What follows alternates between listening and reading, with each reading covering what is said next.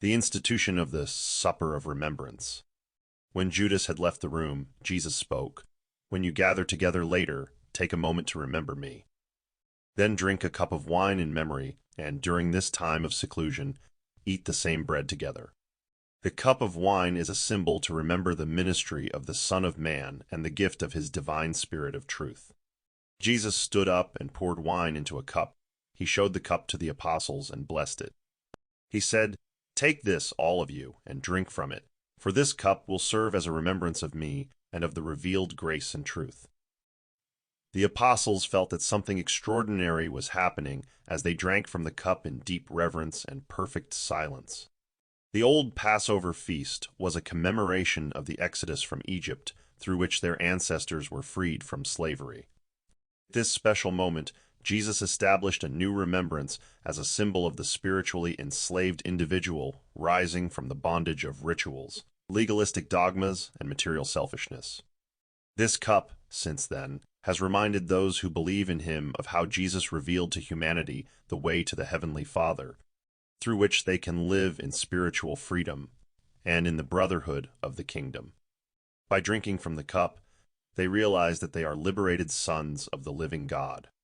After they had drunk from the cup of remembrance, Jesus took the bread, and after giving thanks, he broke it into pieces and had them pass it around, saying, "Take this bread and eat it.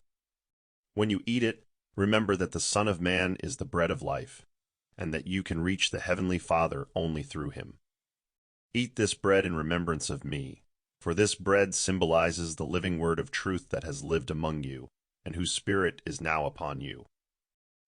In establishing this supper in his remembrance, Jesus used symbols because he wanted to teach certain great spiritual truths in such a way that believers in later times would find it difficult to assign specific meanings to them.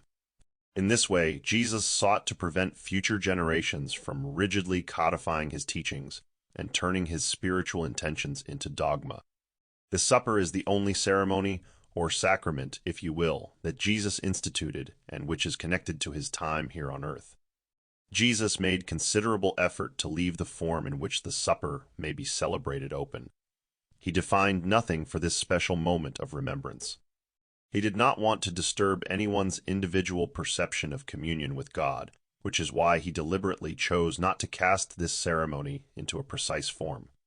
Jesus, who is himself the great creator, did not want in any way to restrict the spiritual imagination of the believer, even by this, such an important spiritual anchor point for humanity. It was never about outward appearances for him.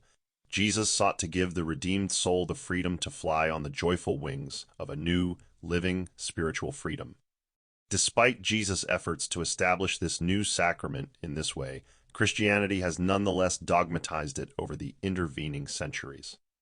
In doing so, his explicit desire has been thwarted, in the sense that the simple spiritual symbolism of that last evening has been reduced to precise interpretations and subjected to almost exact precision of a fixed formula.